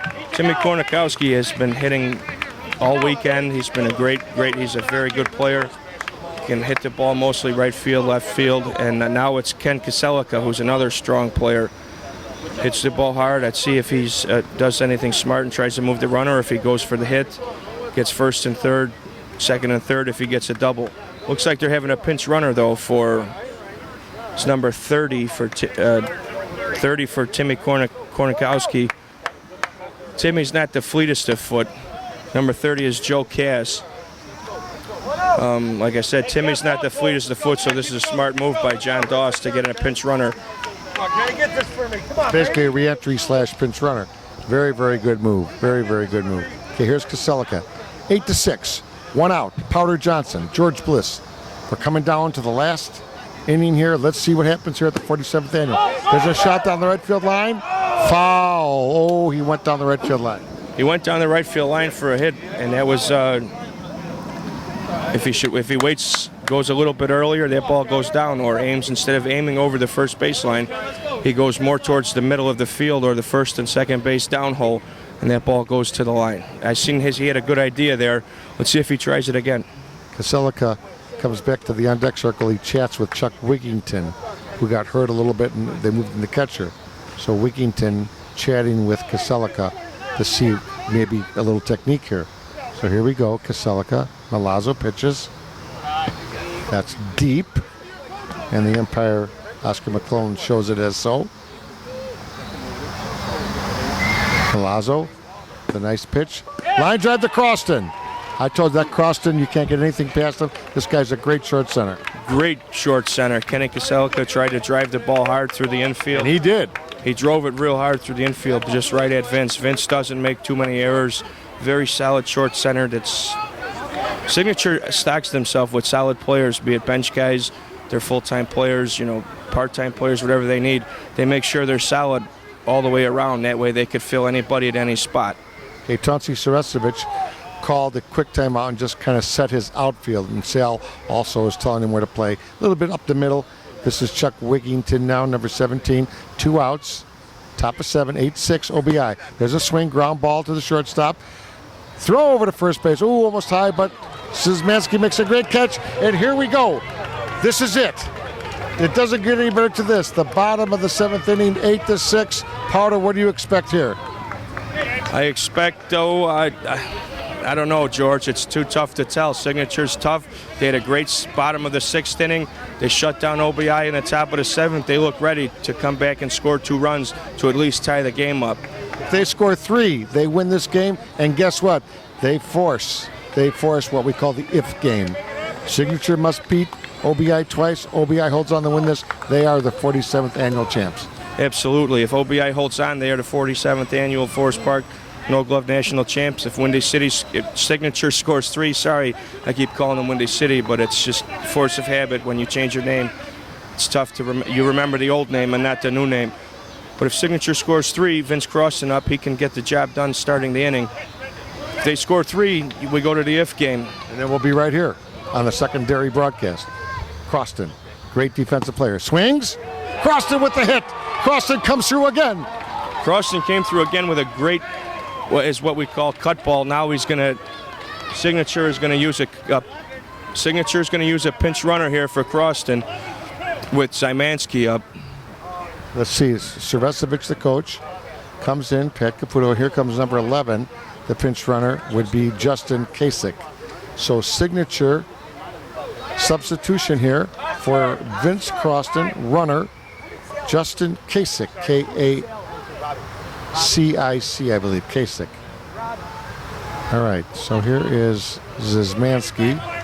Man on first. We'll stay together here, close to Powder on the play-by-play. Swing and a long fly. Left field out of play by Josh Szymanski. Josh Szymanski, South Side boy. 63rd in Harlem, approximately, for you folks looking at the map. S-Y-S-Z-M-A-N-S-K-I. Josh, great name. Josh, very, very calm player.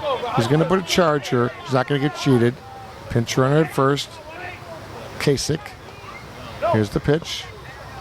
Zizmansky yells out no, that he's not going to be swinging, not to get caught leaning on first. Johnny Ryan all the way for the OBI team. Swing, ground ball to short, over to one, over to two, double. Oh, no, he dropped it. He dropped it at first base. They had the double play, but dropped at first base. And Zizmansky does get second as it rolls into out of play. That was a great play by Timmy to flip over to Sieben. Kenny dropped the ball at first. Josh Zizmansky beat it out. Now the ball went out of play, so now you have the runner in scoring position. Zizmansky at second with Dags up. Dags actually stayed in the game for Mike Reese, and Sal substituted for Robbie Grassano. That way Dags can keep his bat in the lineup, and when Robbie comes up again, Robbie can pinch hit. Robbie can go in the game for Sal and hit again if he needs to. Okay, now a little discussion here. They did force the run out at second, and they had him dead to right at first, and the first baseman either got bumped a little bit, but they're not going to call it. Josh Zizmansky is awarded second base as the ball did get through after it was caught, dropped at his feet, kind of bounced off his foot, and went out of play. I haven't seen that in a while. I haven't seen it either. It kind of looked like that Kenny Kaselka was trying to throw the ball before he caught it to throw it around the infield after you get the second out of the double. Ah, gotcha. Okay, here we go. Dags. Dags batting, right? D'Agostino. Yeah, new player. You know, these guys you know better than I do. That's why I got Powder in the booth today with me. Okay, Zizmansky at second, one out. Almost had the double play there. If they get that double play, it would have been a big difference. But now, just one out and a man on second. So a home run, of course, ties it. Here we go. Swing. There's a hit. There's a hit. Is Zizmansky going to score? No. They're going to hold him at third. They're going to hold him at third. They're going to be safe there. First and third. First and third. Josh played it good. He did not try to score and get thrown out there. Dags hit a nice ball through the left side of the infield with Zizmansky on second base. Tonchi Saresevic made a nice call to hold him there with the top of the lineup coming up with Davis and Duff and Holstein and Guerin. These guys could ideally win the game for them. Yeah, I mean, right now, Davis, it wouldn't shock me. He can go long himself. He can go long. If he goes long, the game's over. First pitch hits the plate. Are they deep in the outfield, Josh? Are they deep? They look deep. They're way deep. The sun is down. Here's the swing. Ball two. Johnny Ryan, 2-0. Here's the pitch. There's a strike. 2-1. Very quickly. Johnny Ryan's working very quickly here. Here's the swing. There's a shot to left field, and it is down. Here comes Zizmansky for the run. 8-7, and it's a double. 8-7 double now by Brian Davis. Still one out, second and third with Duff up. Man, it's exciting, George. It's very exciting right now. Kevin Duff is up. He's been hitting the ball well today. I'm expecting them to walk him to pitch to Mark Holstein, which might not be a good move, but you got to do it here to keep the double play alive, keep every force at every base. Oof, I don't know what to say. I'm going to say you're going to have to pitch here to Duff because he's not going to hit it over your head. If he's going to get a single, so be it. It's going to win the game, but he's not going to hit it over the fans. So you have to pitch to Duff, which is kind of the opposite of what you normally would do in this situation. 8-7, one out, men on second and third. Timeout. The coach, Saresevic, goes out to talk to Davis. Obviously telling him with one out, there's the shot to real hard to the outfield. You don't have to score because we got Holstein after that. So a lot of strategy here. A lot of strategy. The umpire is talking. Let's go, guys. Zizmansky talking. Guys talking on the right side, the left side. Everybody's got a theory of what to do here. They walk Duff. They do walk Duff, which I cannot see, but I'm out here and you're over there. So they walk Duff. Wow. They're looking for some kind of a force play or something, or what are they looking for? If they walk him, they tie the game. They can't do that. So they're going to, I would play four outfielders. I mean, that's what I would do. But they're not going to do that. Do they have four outfielders? No. They just have the right slate loaded. Okay. Here's the pitch. Ball way, way outside, a foot outside. 8-7, 7th inning, bases loaded, 1 out, Holstein up. Swing, line drive to the second baseman. Oh, my. Great catch there at second base. The line drive caught it right up for shoestrings. Wow, that was a nice play. The reason why OBI walked Kevin Duff to pitch to Mark Holstein is because to keep the force out alive and it worked. And maybe get a double play, and yes, it worked. He smoked the ball to the short center. Sieben made a great play to hang on to the ball. Luckily, the guys on base stayed close to where it was not able to turn it. They didn't get frozen, as we say. Wow. We're glad we're bringing this to you on SSA Broadcasts. Jimmy Bliss on the camera up there. They call timeout again. Wigington goes out. Very simple. Don't give him anything good to hit. Yeah, now Guerin's up. Guerin has the capability of winning this ball game as well. Let's see how Johnny Ryan pitches to him to try and get this last out. 8-7, bottom 7, 2 outs. You can't ask for nothing better than this at Forest Park. I'm nervous. You nervous? I'm nervous for both. I'm nervous for both teams, George. I'm nervous for Johnny Ryan because Johnny Ryan is a great pitcher, a good friend of mine, and I'm also nervous for Chris Guerin for the same reason. Same reason. He's a good friend of mine. You know, he's a great player. Let's see what he does here. Here we go. Don't do it. Here's the pitch. There it is. Whoa. I got the home plate camera here. We got the whole thing going. We got the camera up in the booth. Guerin, bases loaded, 2 outs. Forest Park on the line. There's the ball. Ryan cannot lose this guy. Here's the pitch.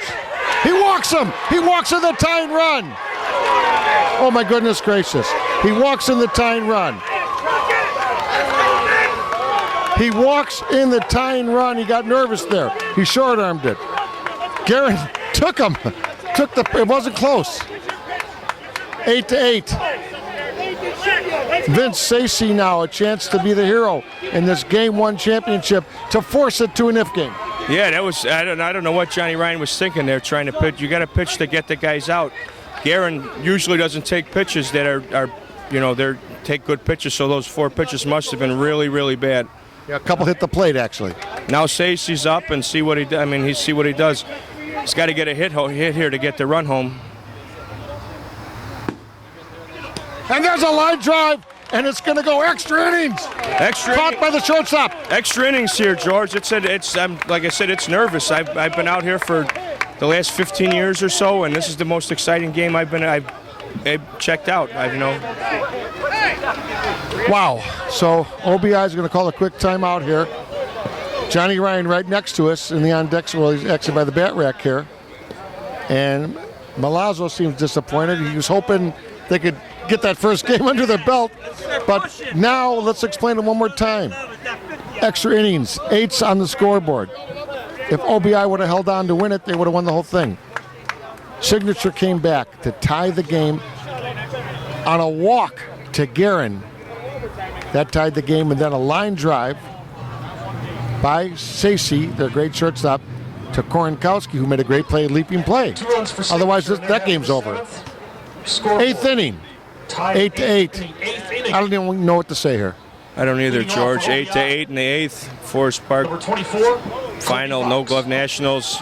Windy City Signature had a chance to get through in the if game. Now Colby Fox, he's a tough hitter. He's I still can't believe Johnny Ryan walked in the run. Here's Colby Fox, the center fielder. Milazzo out there. Now OBI can get a scratch run. There's a hit to right field by Fox. So Fox opens it up with a hit in the 8th inning. Fox starts the 8th inning with a great ball to right field. Brings up Dave Odell, he hits the ball hard, and he's got to come up with something here.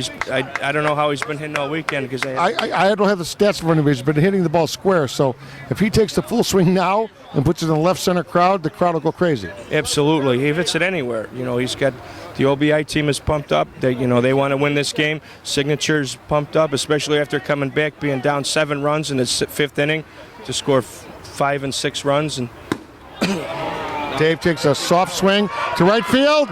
Oh, and it falls between Tommy Walsh and Duff.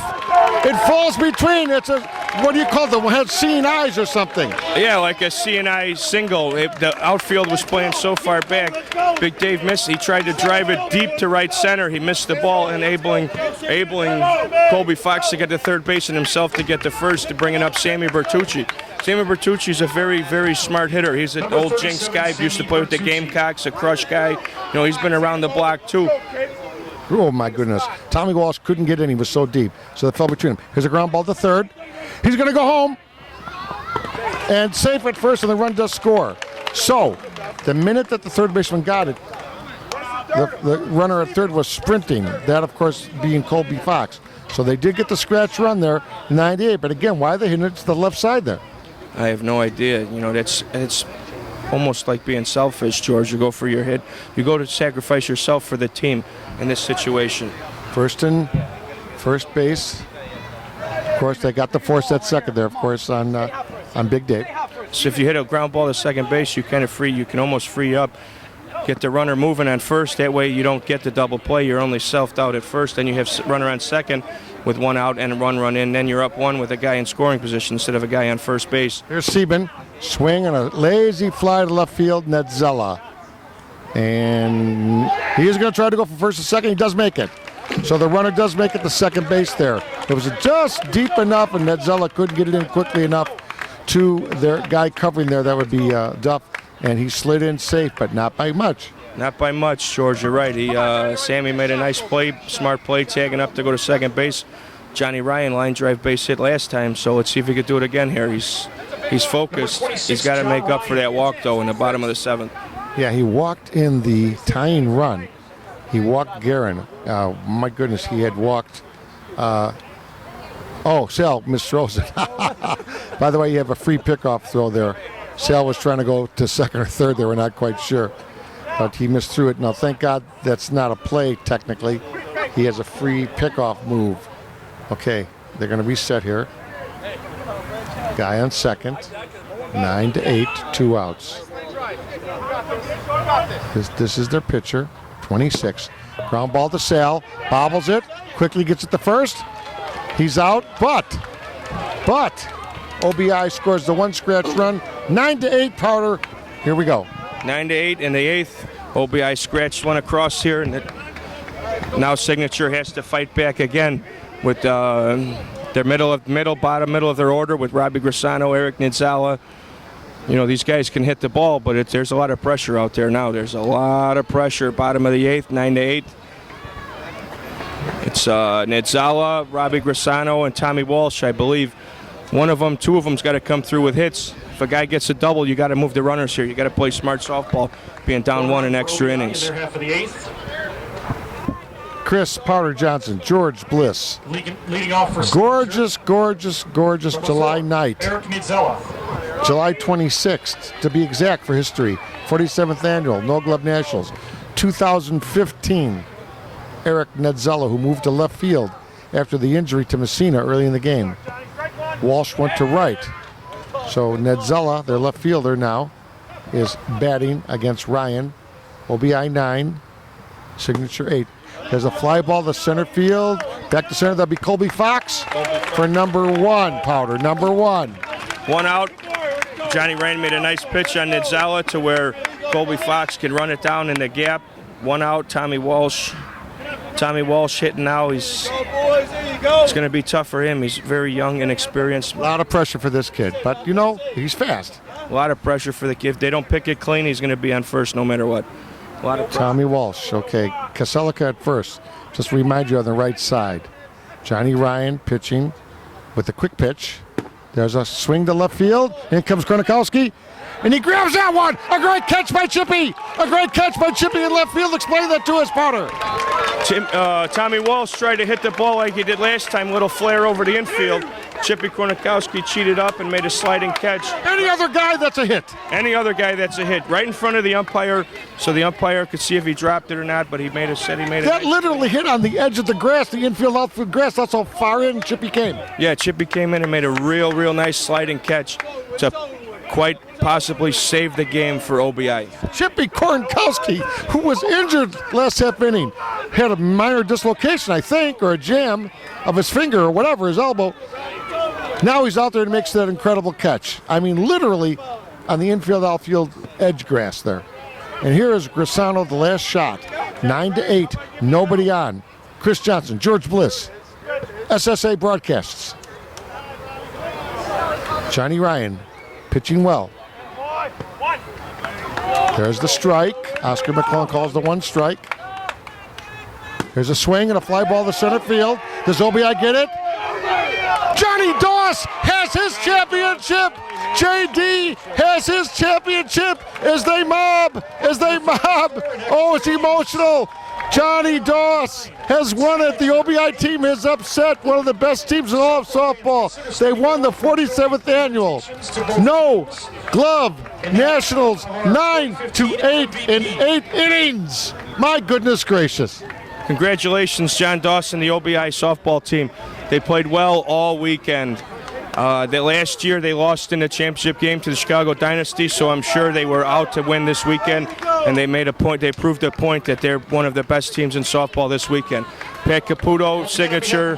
Congratulations to them, too, for getting this far. Like I said, they probably ran out of gas, George. They played a lot of games today, and, you know, it takes your toll. It's hot out. When it was hot outside during the day, you know, they played well, but just not well enough. OBI played great all weekend.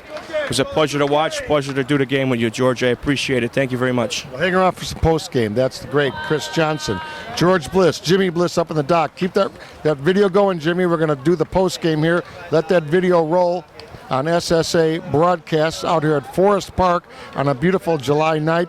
The game ended, you know, roughly Central Standard Time about 8:41, roughly in that area, 8:41, just to give you an advantage. They've been playing all day here.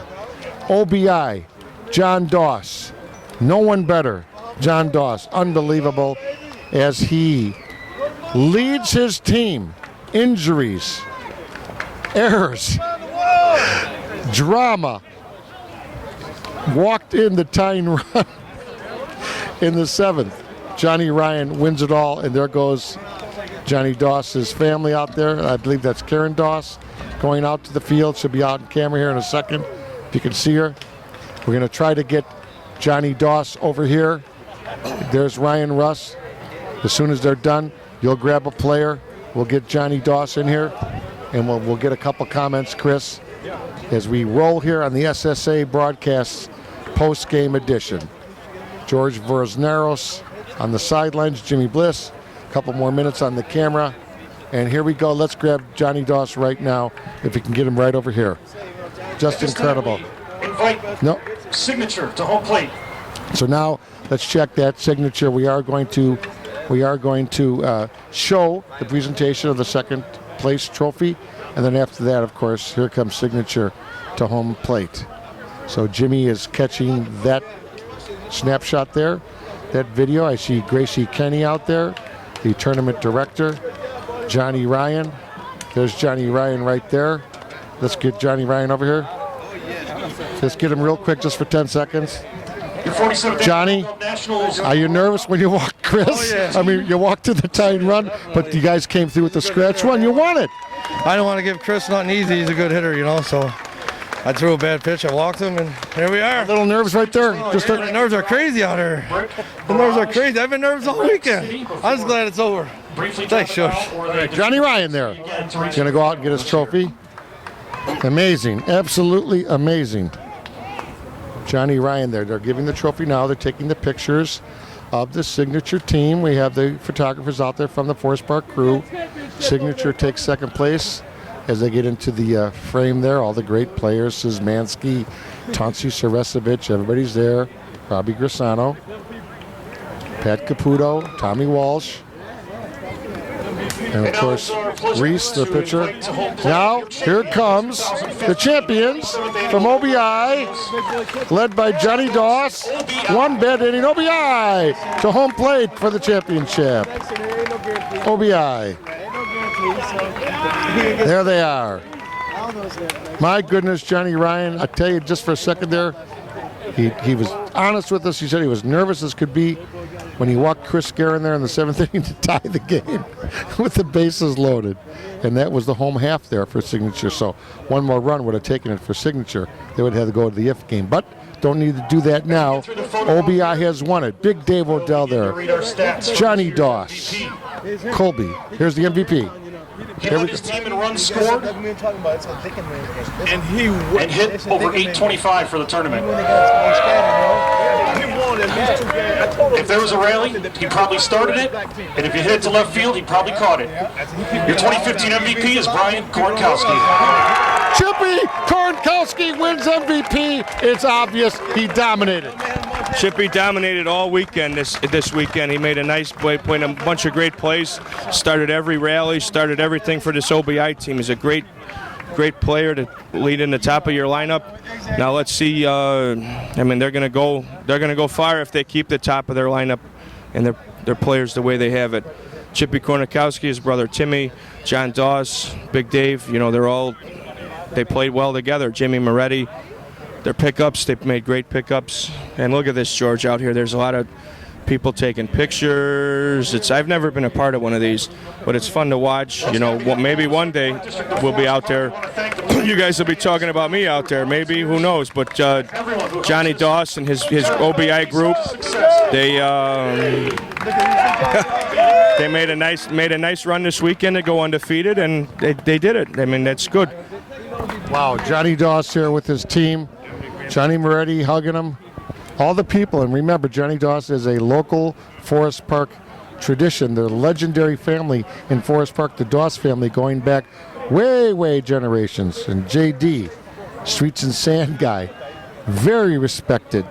Probably could run for mayor right now and win in a landslide. Johnny Doss brings the OBI team home for the No Glove Nationals. Couldn't happen to a better guy. I see Johnny's wife over there hugging one of the players. I think that's Colby Fox. And Chuck Wigington, Moretti taking pictures with their family, their kids, etc. We're going to try to get Johnny Doss over here. Powder's going to go grab him, and we're going to have Johnny Doss give a few comments to us here on the SSA broadcasts. We'll be done in about 3 or 4 minutes. We hope you enjoyed the videography by Jimmy Bliss in from Los Angeles, helped by George V. also. And they have the beautiful trophy here that they're taking a picture with.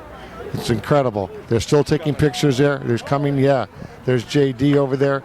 Let's get him over here. And I know Johnny just getting swamped by his fans, and why not?